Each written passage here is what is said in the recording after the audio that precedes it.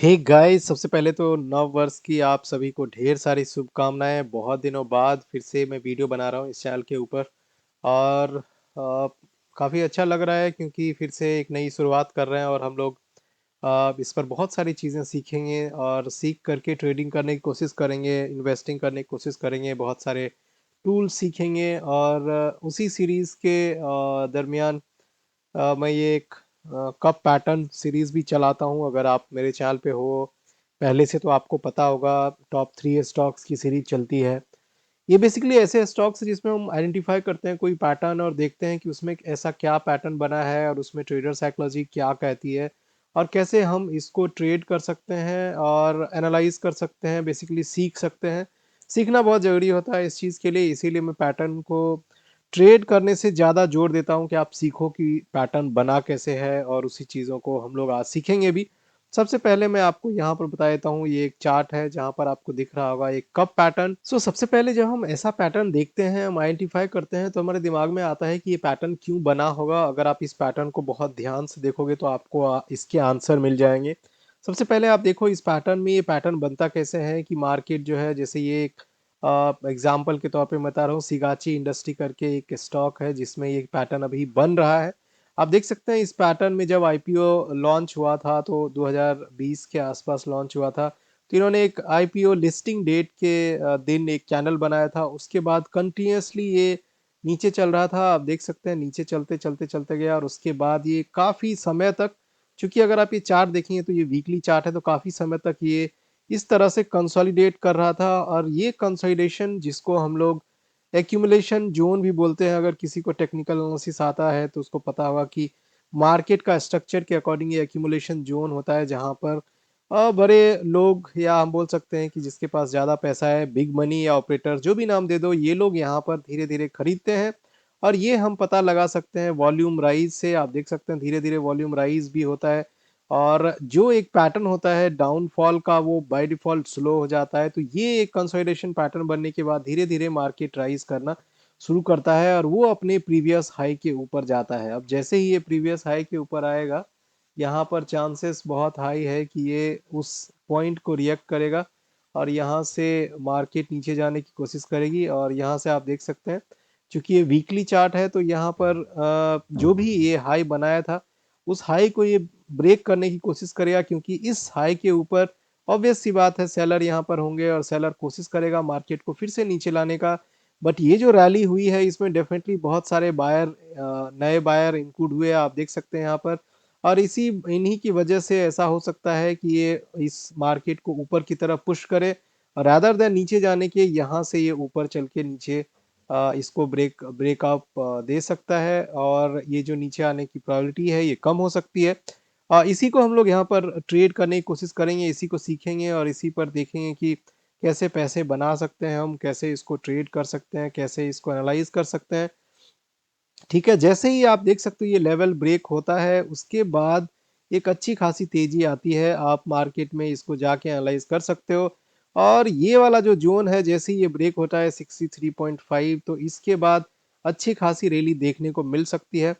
Right, और ये पूरा का पूरा ये बाइंग और सेलिंग साइकोलॉजी के ऊपर डिपेंड करता है। राइट, तो ये आप एनालाइज कर सकते हैं, आप कप और कप पैटर्न के स्टॉक में इसको गिन सकते हैं। और चूंकि वीकली चार्ट है जैसा कि मैंने आपको बताया, तो इसमें आप देख सकते हैं कि एक अच्छा खासा टाइम के बाद ये पैटर्न बना हुआ है, तो इसकी रिलायबिलिटी भी काफ़ी अच्छी होगी, आप अपने अकॉर्डिंग इसको ट्रेड कर सकते हो। मैं आपको बस यहाँ पर बता देता हूँ कि ये जो लेवल होता है जनरली, ये लेवल आप ऊपर लगा दो, अगर आप देखेंगे तो करीब करीब 20 से 60 40 रुपीज़ का ये लेवल है। और 40 रुपीज़ यहाँ से ऊपर आप जोड़ दो तो करीब करीब ये जो 100 के आसपास आता है, ये आपका फिर जो है टारगेट हो सकता है, ओवरऑल टारगेट इसका डिपेंड करता है इसका ब्रेकआउट क्या होता है, उसके अकॉर्डिंग आप इसमें एंट्री और एग्जिट ले सकते हो। अपने अकॉर्डिंग आप खुद से एनालाइज कर सकते हो और उसके अकॉर्डिंग इसमें आप ट्रेड प्लान कर सकते हो। दूसरा आज के लिस्ट में जो हम लोग जिस स्टॉक के बारे में डिस्कस करेंगे, जो कब पैटर्न ऑलरेडी फॉर्म कर चुका है, वो है बैंक ऑफ बड़ौदा।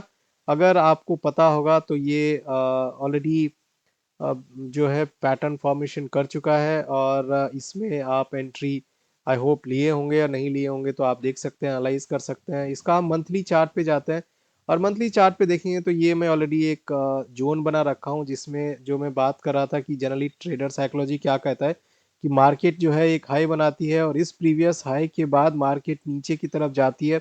आप यहाँ पर देख सकते हैं मार्केट का जो यहाँ पर डाउनफॉल हुआ था, उसके बाद ये कंसोलिडेशन हुआ, राइट। इस बीच में धीरे-धीरे मार्केट ऊपर बढ़ा और यहाँ पर आप वॉल्यूम से अंदाज़ा लगा सकते हैं कि यहाँ पर बायर्स की एंट्री धीरे-धीरे हुई और इसके बाद ये मार्केट उसी हाई पे पहुँच गया जहाँ इसका प्रीवियस हाई था, जहाँ से मार्केट ने नीचे की तरफ मूवमेंट शुरू किया था और ये लेवल आपका करीब-करीब 230 के आस-पास आप देख सकते हैं। और इसको अभी करंट में अगर आप नोटिस करेंगे तो इसको ये ऑलरेडी ब्रेक कर चुका है और इस लेवल के ऊपर आज है। तो यहाँ से अगर आप देखेंगे तो इसमें जो एक अच्छी खासी एंट्री बनती है, इसको आप स्टॉप लॉस मान सकते हैं और इसके बाद आप मार्केट में आपको टारगेट निकालना पता ही है, यहाँ से यहाँ तक आप डिफरेंस देख करके इसको ऊपर लगा के ये टारगेट निकाल सकते हैं। तो ये आप अपने अकॉर्डिंग एनालाइज करके ट्रेड कर सकते हैं अगर आपको लगता है कि ये पैटर्न सही है। मैं बस आपको इसीलिए बता रहा हूँ क्योंकि ये जो पैटर्न होता है ये काफ़ी स्ट्रॉन्ग और काफ़ी रिलायबल होता है। कप पैटर्न और कप पैटर्न का सेपरेट वीडियो मैंने बनाया है कि ये कैसे बनता है, जिसमें आपको पूरा बाय और सेलर का जो साइकोलॉजी होता है जो इसमें काम करता है वो मैंने बताया हुआ है। तो आप चैनल पर जा करके वो वीडियो देख सकते हैं और सीख सकते हैं। ध्यान रखिए ये कोई रिकमेंडेशन नहीं है और ज़रूरी नहीं है आपको इसमें ट्रेड लेना ही है। जस्ट आप देख सकते हैं कि ये पैटर्न बनता कैसे है और ऐसे पैटर्न का रिटर्न जब आता है तो वो कितना अच्छा आता है, ये आप ऑब्जर्व भी कर सकते हैं और इससे आपको कॉन्फिडेंस भी आएगा अगर आप ऑलरेडी मार्केट में ट्रेड करते हैं। तो तीसरे स्टॉक की तरफ चलते हैं और तीसरा स्टॉक आज की लिस्ट में है सन फार्मा।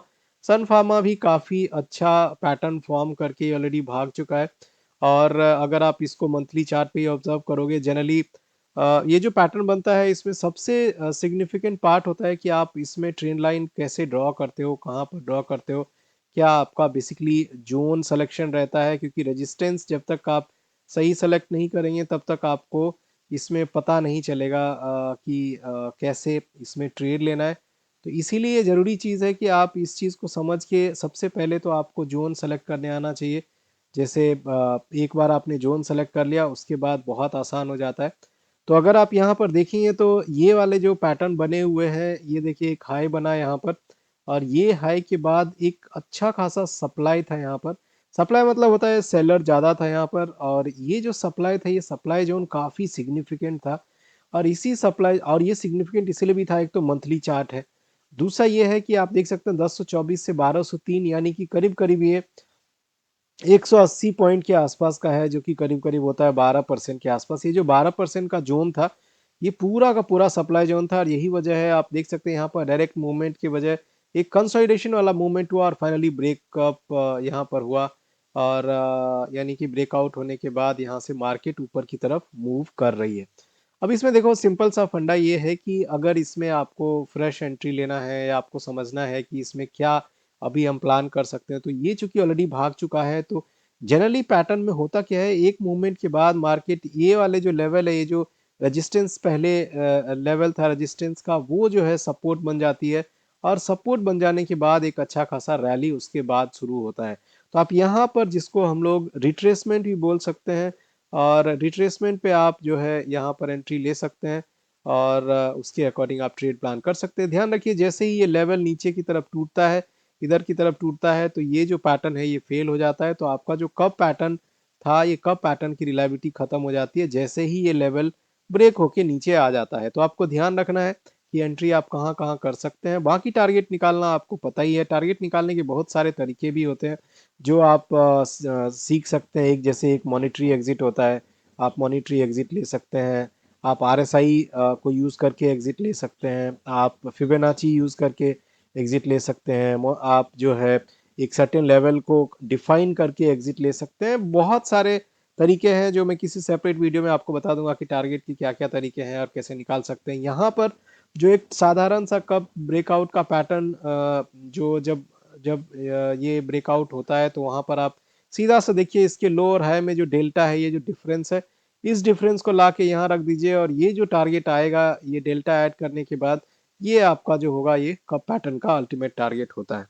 तो इस तरह से कप पैटर्न आइडेंटिफाई आप कर सकते हैं और ध्यान रखिए कि इसके बीच में जितना ज़्यादा टाइम लगाएगा उतना ज़्यादा ये जो है मूवमेंट बहुत फास्ट होगा। रीज़न क्या होता है कि इसका मतलब ये होता है कि ये दो लेवल के बीच में ना ये कंप्रेस हो रहा है। और मैं इसको कंपेयर करता हूँ स्प्रिंग से।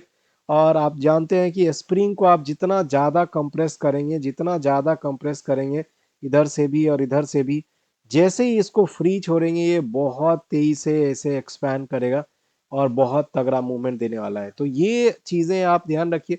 ये जनरली होता है किसी भी स्टॉक के साथ, वो जितना ज़्यादा कंप्रेस होता है उतना मतलब ये है कि इसमें एक्यूमुलेशन उतना ज़्यादा हो रहा है। एक्यूमुलेशन का मतलब बायर उतना ज़्यादा एंटर कर रहे हैं, और जैसे ही बायर का एंट्री होगा मार्केट में डेफिनेटली मूवमेंट काफ़ी पॉजिटिव होगा उस स्टॉक का या उस एंटिटीज़ का, राइट।